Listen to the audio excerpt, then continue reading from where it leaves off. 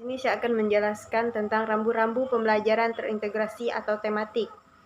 Jadi di sini pembelajaran tematik merupakan salah satu model dalam pembelajaran terpadu atau integrated instruction, yang merupakan suatu sistem pembelajaran yang memungkinkan siswa, baik secara individual maupun kelompok, aktif menggali dan menemukan konsep serta prinsip-prinsip keilmuan secara holistik, bermakna, dan autentik. Pembelajaran terpadu berorientasi pada praktik pembelajaran yang sesuai dengan kebutuhan dan perkembangan siswa.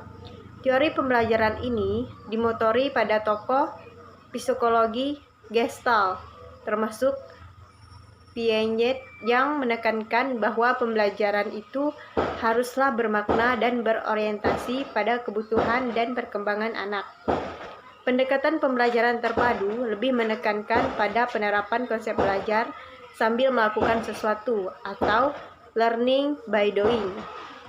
Pendekatan pembelajaran tematik dalam praktiknya bertolak dari suatu tema yang dipilih dan dikembangkan oleh guru bersama siswa dengan memperlihatkan keterkaitannya dengan isi mata pelajaran. Tema adalah pokok pikiran atau gagasan pokok yang menjadi pokok pembicaraan. Tema tujuannya dari adanya tema ini bukan hanya untuk menguasai konsep-konsep dalam suatu mata pelajaran, akan tetapi juga kaitannya dengan konsep-konsep dari mata pelajaran lainnya.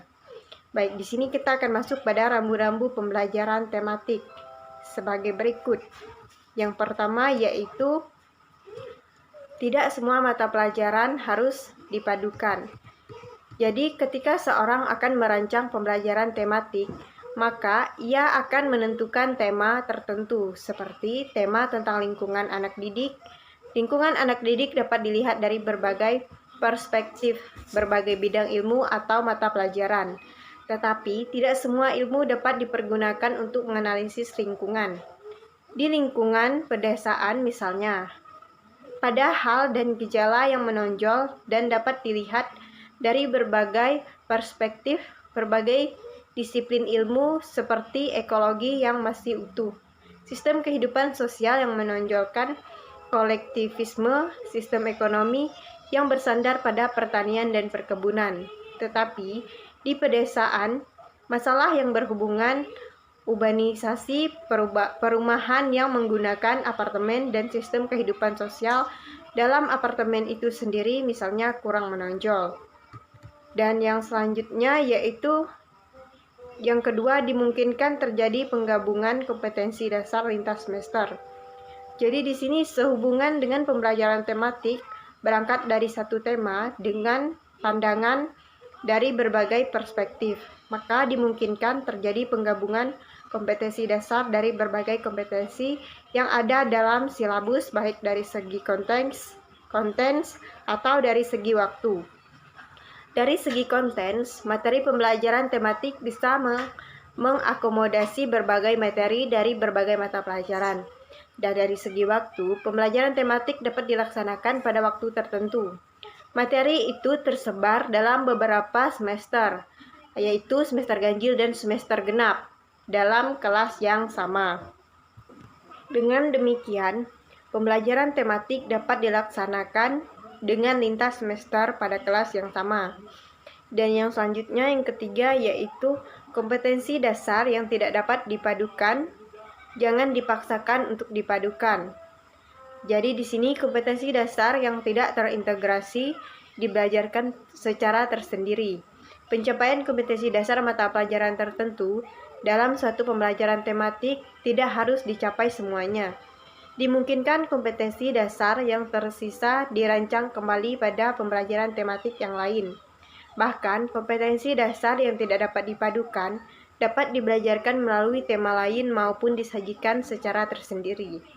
Dan yang selanjutnya yaitu kompetensi dasar yang tidak tercakup pada tema tertentu harus tetap diajarkan baik melalui tema lain maupun disajikan secara tersendiri. Jadi di sini pembelajaran tematik yang biasanya dilaksanakan pada kelas awal, titik tolaknya adalah pencapaian kompetensi membaca, menulis, dan berhitung serta penanaman nilai-nilai moral. Dan yang selanjutnya yaitu Kegiatan pembelajaran ditekankan pada kemampuan membaca, menulis, dan berhitung serta penanaman nilai-nilai moral.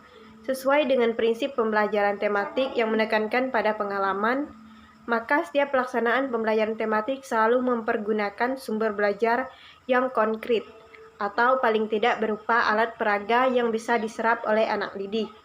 Dan yang selanjutnya yaitu tema-tema yang dipilih disesuaikan dengan karakteristik siswa, lingkungan, dan daerah setempat.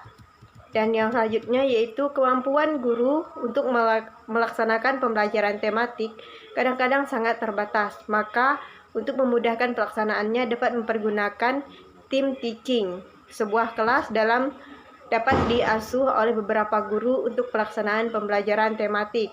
Dan yang terakhir yaitu diusahakan agar anak didik mengalami sendiri proses pembelajaran dengan metode eksperimen atau demonstrasi misalnya. Jadi sekian penjelasan dari saya, terima kasih.